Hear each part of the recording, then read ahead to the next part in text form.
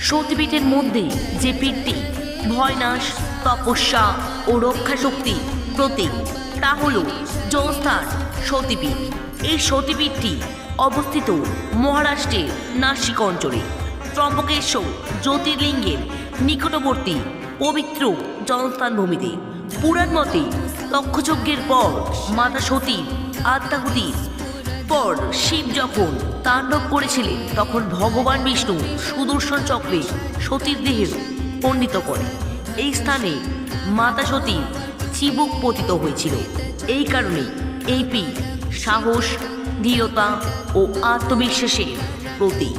এখানেই দেবী পূজিত হন মাতা ভ্রামরী দেবী রূপে।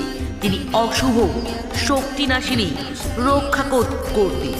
এই পীঠে ভৈরব হলেন বিকৃতাক্ষ ভৈরব, যিনি শিবের ভয়ঙ্কর ও প্রহরী রূপ।